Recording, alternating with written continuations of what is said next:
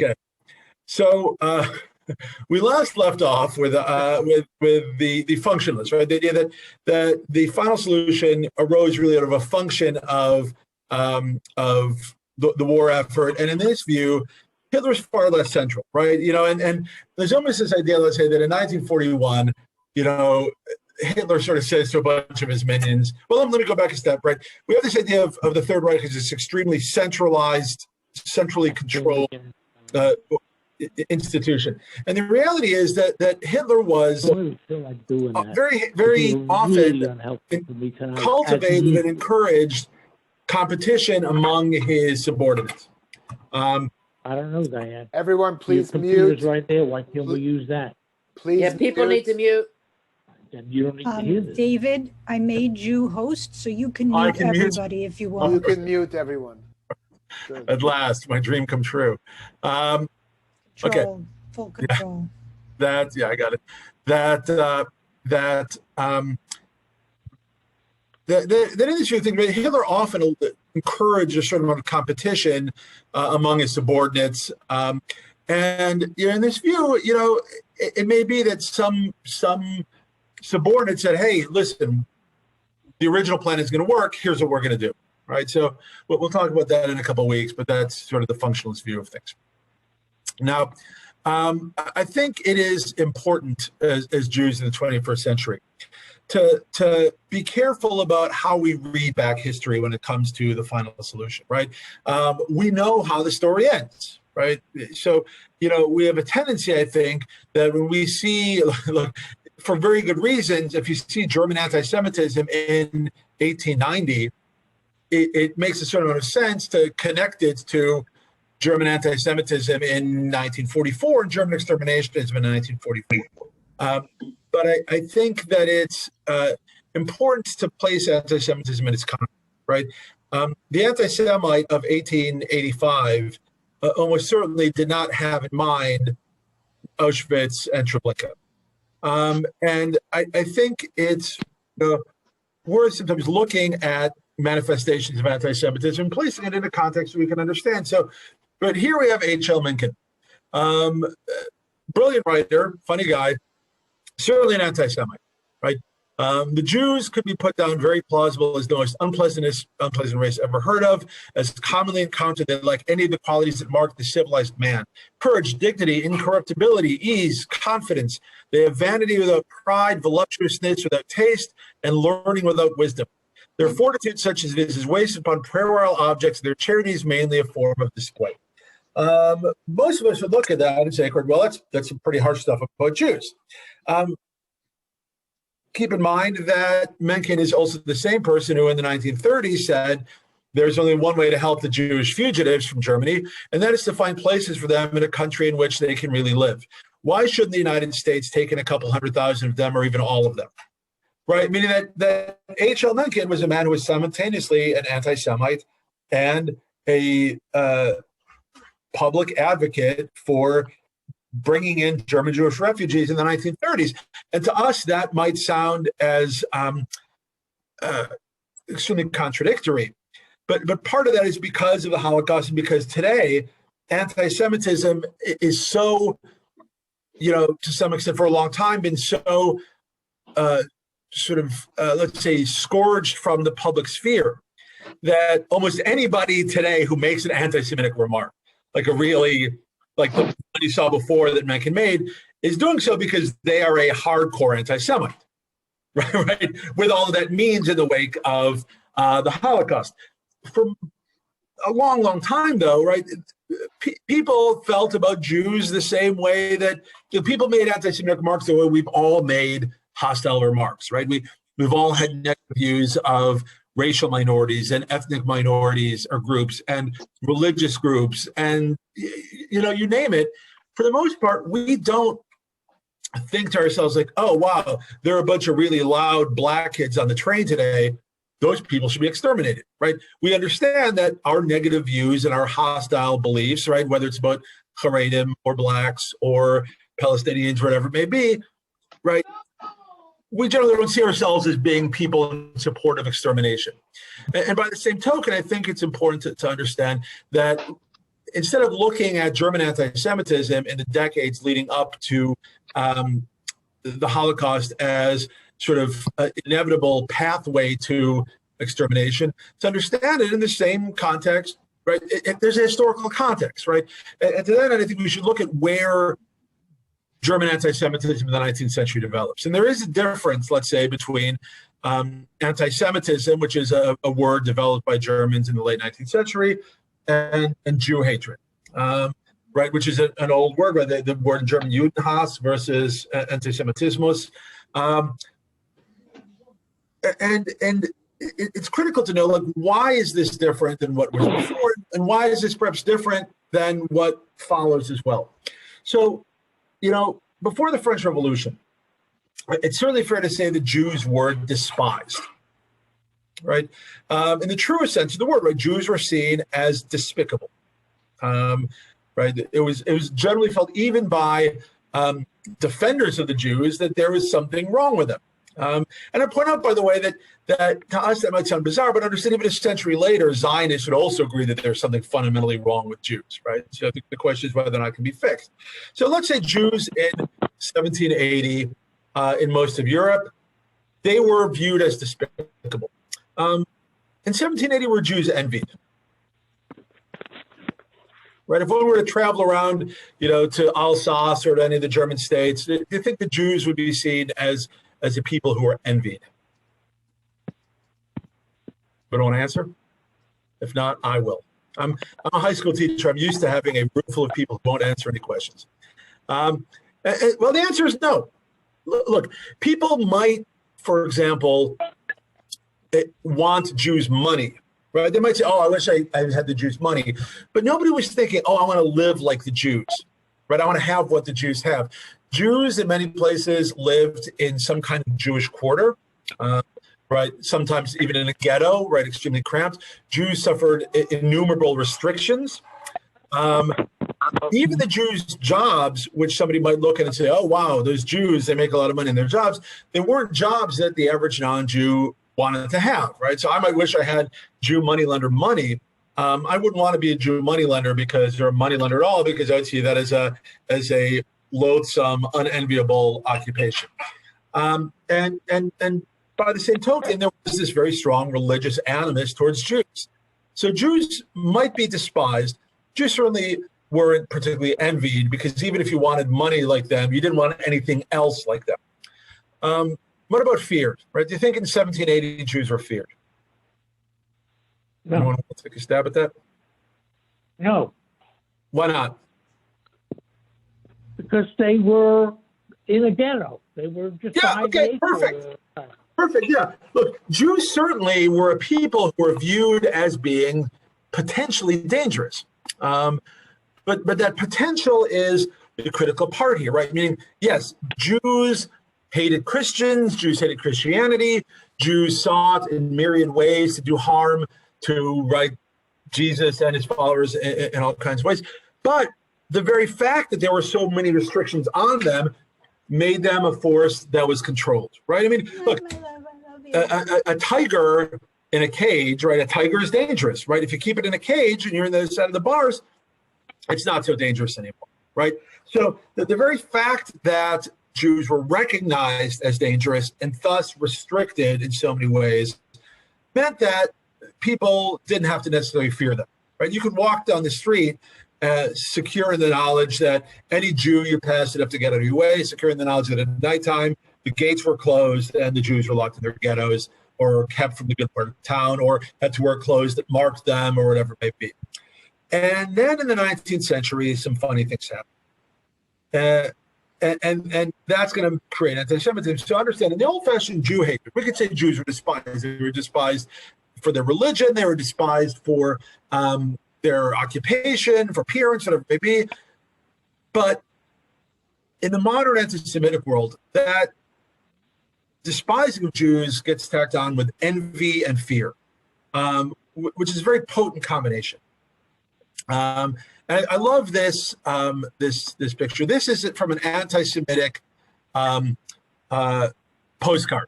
Right. So if you go online and you do a search for anti-Semitic postcards, you'll see a bunch of these. It was a common sort of medium in the late 19th century. Certainly in Europe, a little bit in the United States as well, just to get racist characters and so forth. Then and now, right? That's what it shows here. Then and now. And if you look at this, right, to me, this postcard captures exactly why there was anti-Semitism by the 1870s, as opposed to just Jew hatred.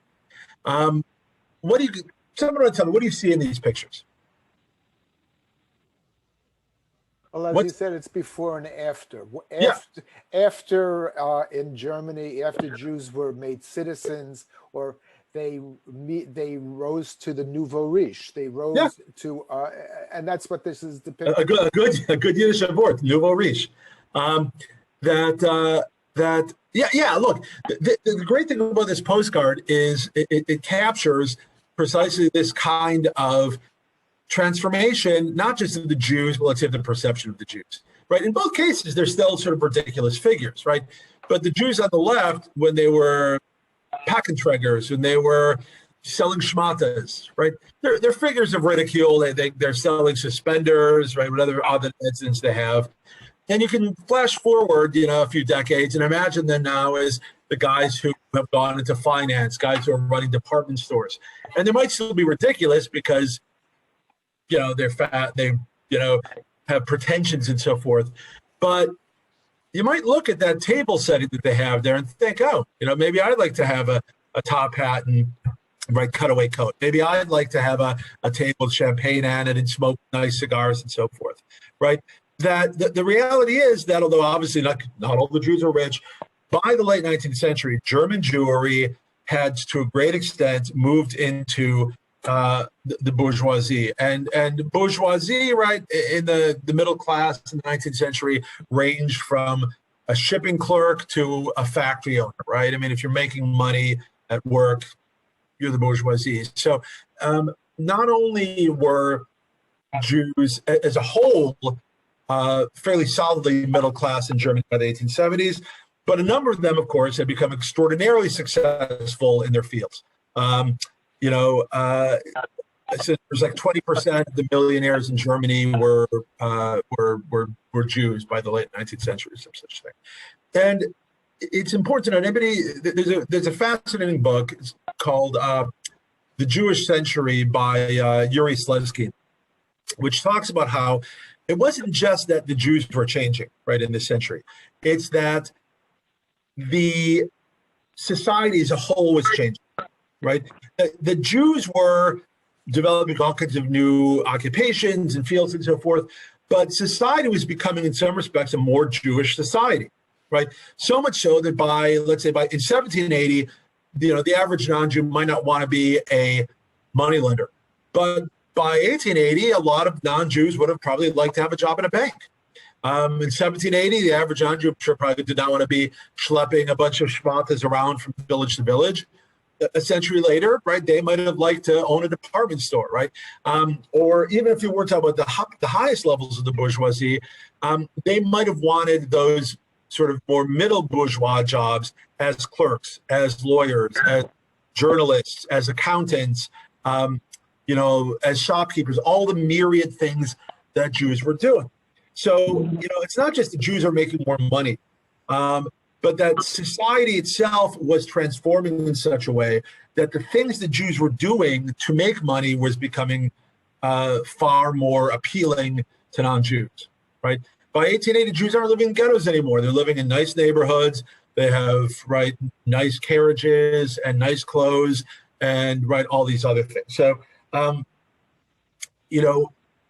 to understand anti-Semitism, right, in part understand that there is something different taking place in the 19th century that is creating a very new image for the Jews in these societies. Jews were, for the most part, emancipated in the new German Empire that was declared in Versailles in 1871. Up to that point, you had about 39 different German states with varying degrees of Jewish emancipation. Most Jews lived in Prussia, where already Jews were in fairly good shape. And this extended Prussian law to a great extent to most of these places. So by 1871, Jews are now citizens of a Germany that hadn't even existed before. And certainly there was discrimination in the German Empire. Not necessarily so much de jure, but certainly de facto. Jews were kept out of certain jobs within the civil service. You certainly had no Jewish government ministers, but you certainly had Jewish representatives in the Reichstag. The government at the time was appointed by the crown, so again, he did not appoint Jews to positions. Jews could not receive commissions in the German army, although they could receive commissions in the state armies. We'll talk about that in a minute. But it's also worth pointing out that for all of the de facto discrimination, there was no organized anti-Jewish legislation in the same way that there was anti-Catholic legislation, right? So maybe we've heard of the Kulturkampf, where Bismarck tries to crack down on Catholicism, or anti-Polish legislation, which to some extent arises out of Kulturkampf, where Bismarck tries to crack down on Polish identity in the eastern provinces. David, would you mute everyone? David, could you yes. mute everyone again? Thank you. Thank you. Yep. And Bismarck himself is a sort of interesting figure, right? He is not by any stretch a, look, he's a brilliant guy. He certainly is willing to work with Jews. His banker is Gerson von Bleichroeder. He is willing, and again, he is simultaneously happy to push Jewish emancipation and allow Jews high positions in authority and so forth. At the same time, happy to use anti-Semitism for political purposes when it suits his purpose. He does have an interesting newspaper interview where he says that the finest breeding stock is the German stallion and the Jewish mare. Right, so which points both to the reputation Jewish women had for being beautiful and exotic in the late 19th century Germany, but also again to Bismarck's own sort of rejection of the kind of racial anti-Semitism that's growing at this time as well. So the highest levels of German government are not necessarily pushing this kind of anti-Semitic narrative, but it's precisely because of that political anti-Semitism develops. In the 1870s, this journalist named Wilhelm Marr starts writing about and using this term, anti-Semitism. It's not a term he coined, but it's a term he certainly popularized. It's interesting, again, that he had 3 wives. He had 4 wives. 3 of them were Jewish or born Jewish or a Jewish ancestor, whatever it may be, which some consider that to be ironic. Some might say, well, maybe that's why he's an anti-Semite, don't know. But he is somebody who had gone through sort of the path of being an 1848 liberal, calling for Jewish emancipation, to being, by the 1870s, an opponent of Jewish emancipation. He later goes back to being a supporter of Jewish emancipation. But in his view, the problem of the Jew is not simply a problem of emancipation. It's not about giving the Jews rights and then they'll change.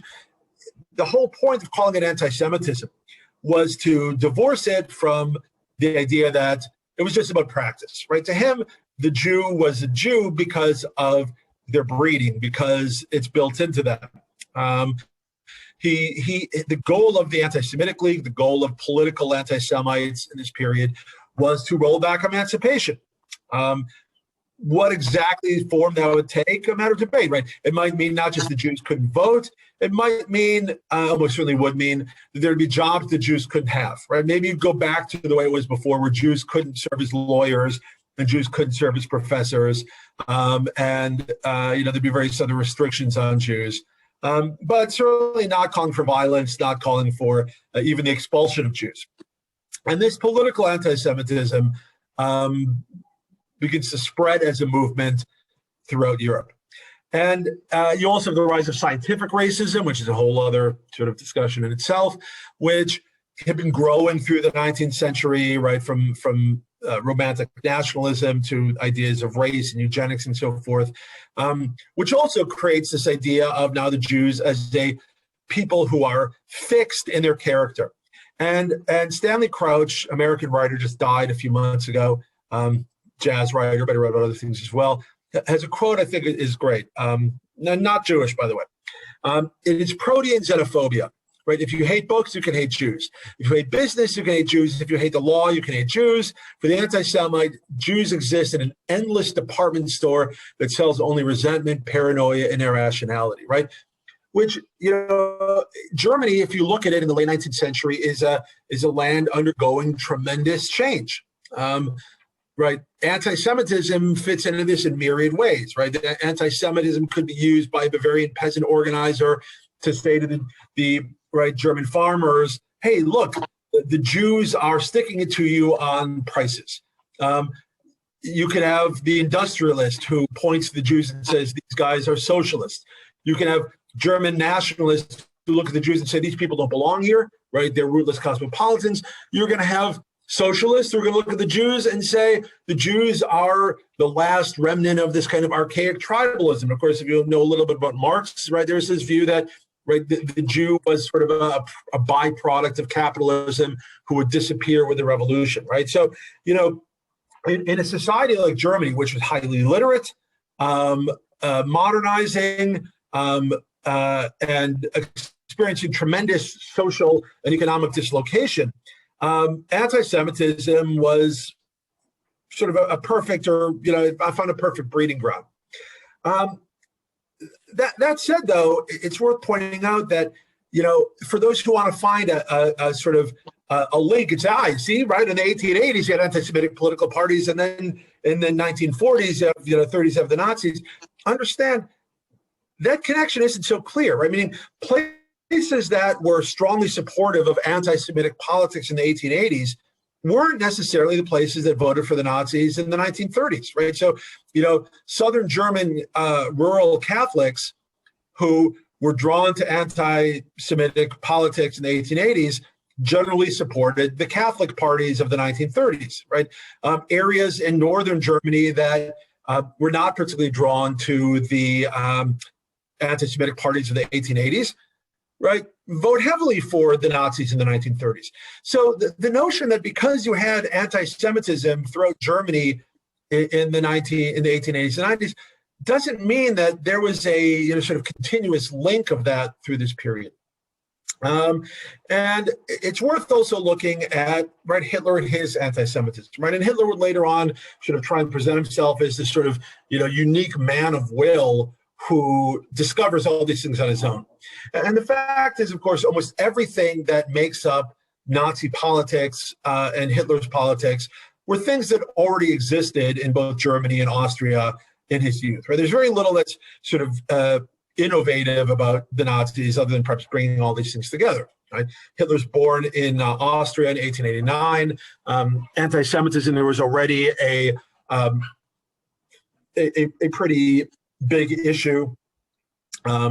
Jews were being rejected from fraternities and dueling societies and all these things, right? Herzl, in fact, had joined one of these nationalist fraternities and had got himself a dueling scar under his beard, and he ends up quitting because of anti-Semitism. Hitler goes to Vienna, which was dominated politically by the Christian Social Party, of a guy named Karl Lueger. Pan-Germanism was popular in Austria at the time, with the notion that the Austrians joined with the Germans.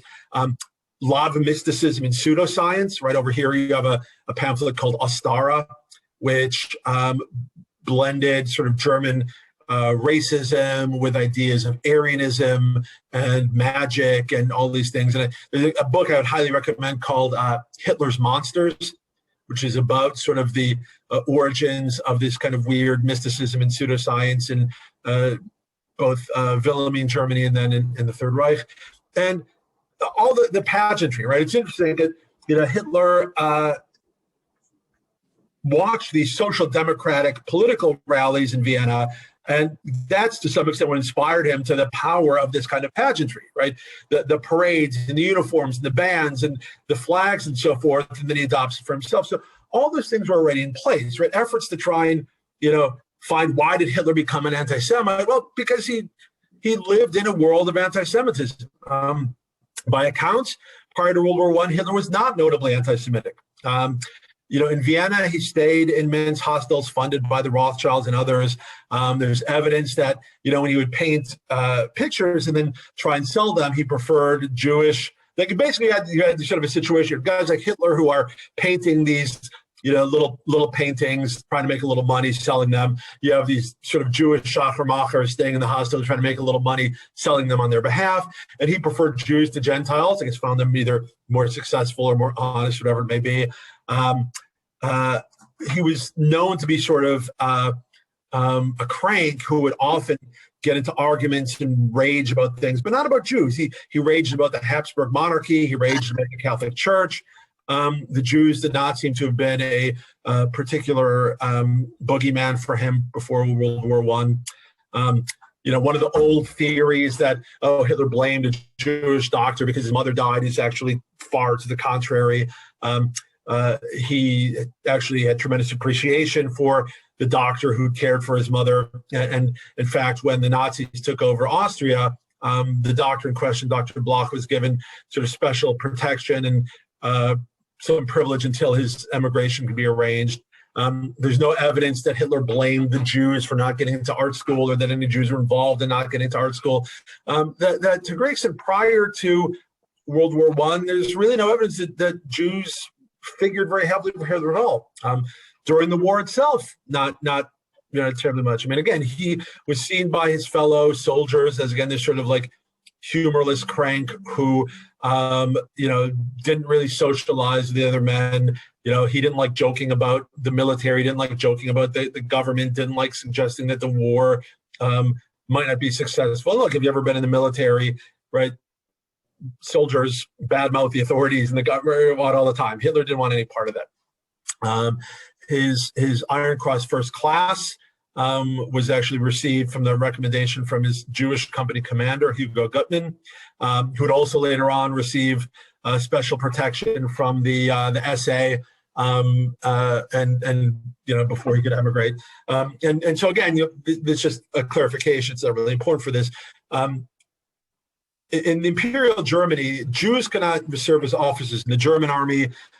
But because Germany was a federal system, you had several states like Bavaria, which had their own armies, which would then be integrated into the German army in wartime. So sort of like the National Guard. So Jews could not serve as commissioned officers in the German army. They could serve as commissioned officers in the Bavarian army, which is what Hitler joined, which then became part of the German army in the war. So, and in fact, not just did Hitler not seem terribly obsessed with Jews before World War I, but even in Germany itself as a whole, anti-Semitism seems to have been on the wane before World War I. In the 1890s, delegates from explicitly anti-Semitic parties numbered only about 16 in the Reichstag, about 4% of the total. By 1914, that dropped by more than half, right? So you only had about 7 Reichstag deputies to be explicitly anti-Semitic parties. And again, to be clear, a lot of political parties in Germany had adopted to some degree anti-Semitic rhetoric. So when we look and see that, the anti-Semitic parties weakened by 1914, anti-Semitism was still a political factor, right? But some of the other parties did it, sort of as like it was politics. Like it wasn't something they were pursuing, but certainly the rhetoric was there. But certainly when World War I breaks out, by that point, German Jews could feel that anti-Semitism had peaked, right? They'd gone through the bad parts. The Social Democrats, who were the one party that did not embrace any sort of anti-Semitic rhetoric, was the largest party in the Reichstag, right? The Kaiser was known for having Jewish friends, Albert Balin and Walter Rathenau and so forth, right? That a lot of German Jews could feel that things were moving in the right direction. The war, however, brings anti-Semitism back with a vengeance. Most notoriously in 1916 or so, when the German army, responding to charges that Jews were engaged in shirking their responsibilities, conducts a survey of Jews in the military. right? To see whether or not Jews were serving and whether in what units they were serving. And in fact, the findings showed the Jews were serving heavily in combat units. But the army doesn't publish this material, which allows anti-Semites to say, oh, why wouldn't the army publish this material? It must be because they're protecting the Jews who are shirking. And then when the material comes out, of course, people don't believe it. So the war starts to bring out sort of the worst of the Germans. And then, of course, the blow, right? The shock to Germany, the shock to Hitler, the shock to Germany's Jews, which is the collapse of Germany in 1918, and the belief that, right, as we're going to see next week, that, right, something must have gone wrong. There's no way that Germany could have lost unless there was, right, some kind of major force here. But I would say that certainly for somebody trying to make a connection between, right, German anti-Semitism prior to World War I and what's going to take place in the 1930s and 40s, there's very little there to find. Certainly in the 1940s. I mean, certainly you can find the roots of German anti-Semitism in the 1930s and just German anti-Semitism. But the notion that there is this sort of track, right, that links German society in the pre-World War I period to what's going to happen during World War II, and the final solution, I think, is pretty spurious. But I'm happy now to address questions. I realize I spoke quickly in part because I felt we were pressed for time, but anybody has questions or comments, happy to discuss. Oh, let me unmute you. That's a very reasonable thing for me to do. Let's see. You may now unmute yourselves should you wish to speak. Should you not wish to speak, that's fine too. I got things. I don't need you people to validate myself. I've got a stack of 10th grade papers I got to grade. Right? Crushing their souls, that will give me a sense of purpose. Anybody have any comments, questions, or concerns? Yes, Barry, you can unmute yourself. But you must unmute yourself, Barry. You must unmute yourself. Barry, you're getting very animated, but I can't hear you because you're muted. Hold on.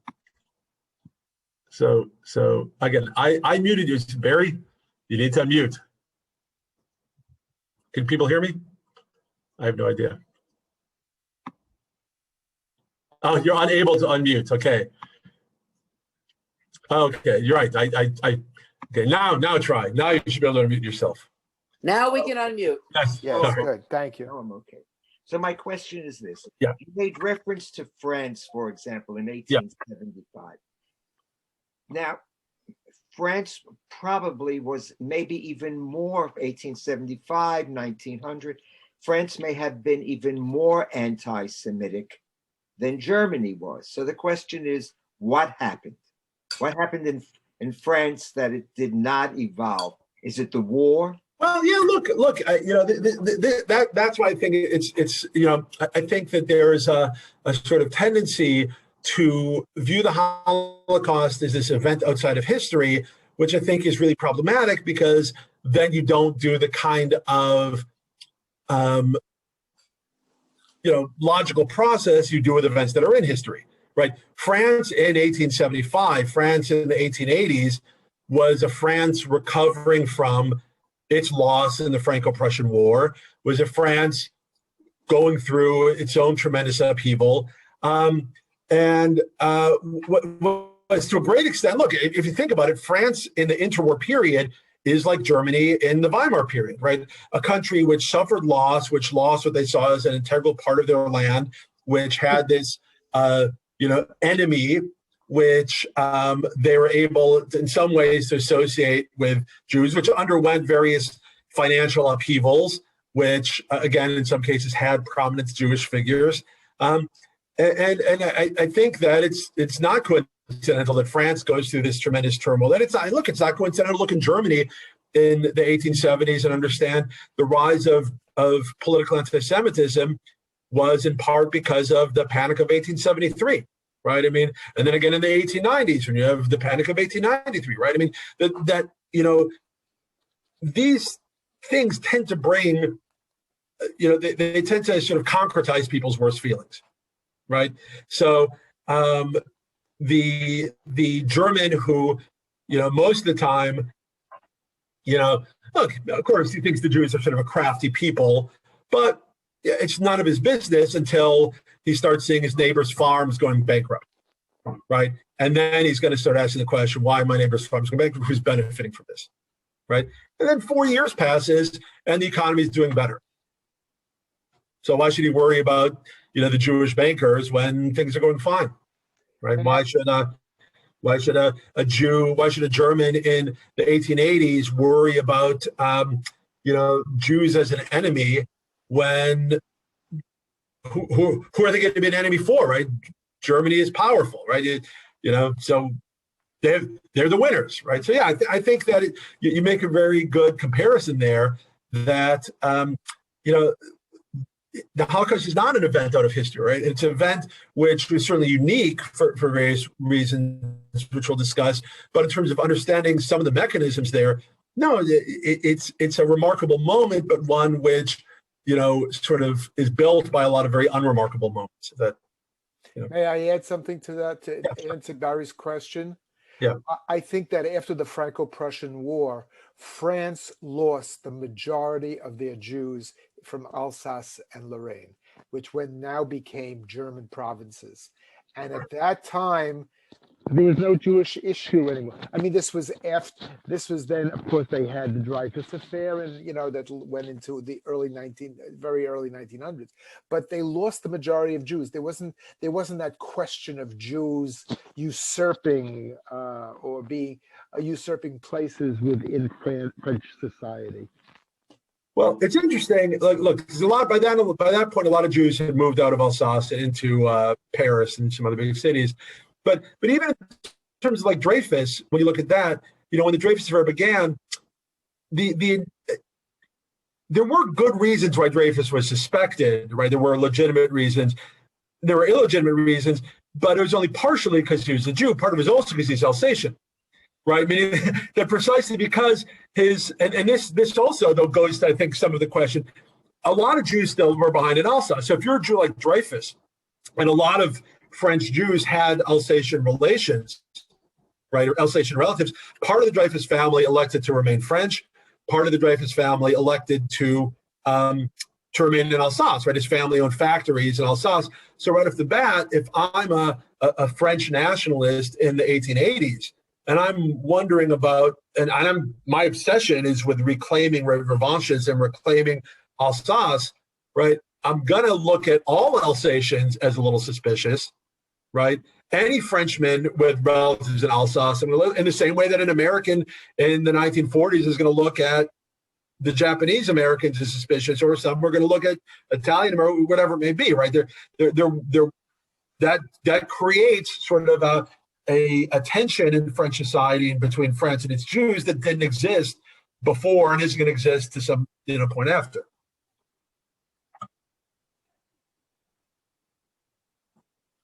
Is that it? We all good? Yes, it's your hand up. How we ended it with Hitler not yet focusing all his hatred on the Jews. Yeah. That was right. Started after World War I. Yeah. I mean, look, this is one of the things. Obviously, there are finer psychological minds than mine. I mean, I know it's hard to believe because I did have a semester of freshman psychology in college, but finer psychological minds than mine have analyzed Hitler in all kinds of ways.